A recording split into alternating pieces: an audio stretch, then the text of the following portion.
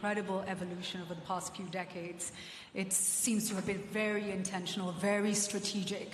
But give us an overview. When you look at the geopolitical pressures and how they impact Africa, what are you seeing? And are there lessons in what China has done that you can share with the world and perhaps Africa could just take a look at?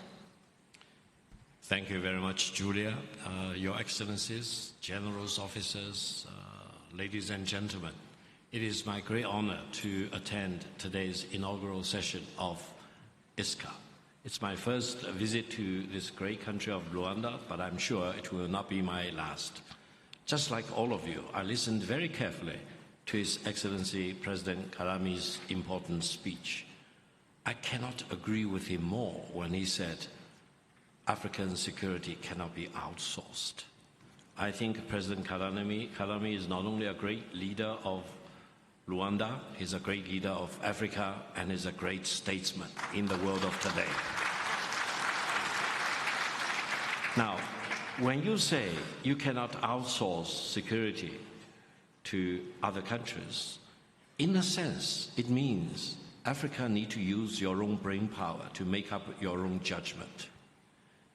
In the world of today, you hear a lot of talks about whether, Africa should be forced to make a choice between China versus the United States.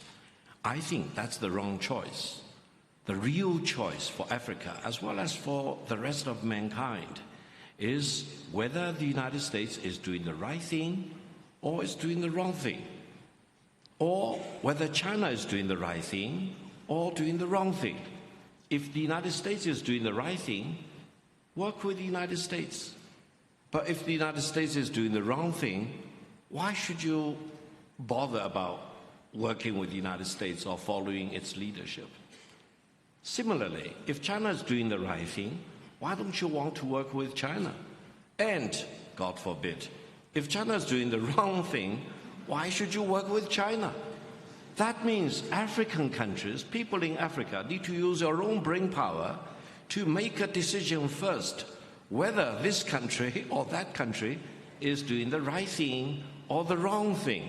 Don't be forced by any other country to make a choice which will not serve your fundamental interest. Now, when I traveled a little bit in Rwanda yesterday, in Kigali, let me tell you my real observation.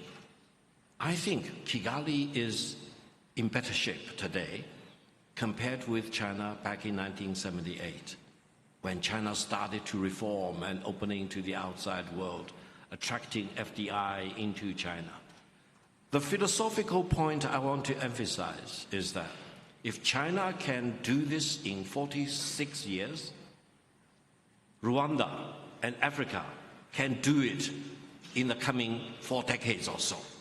Have faith in yourself. Keep faith in yourself.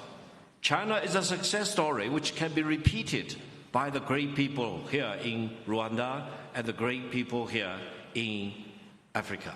Now, another piece of advice. What is the foundation upon which security should be based, not only for Rwanda but for Africa?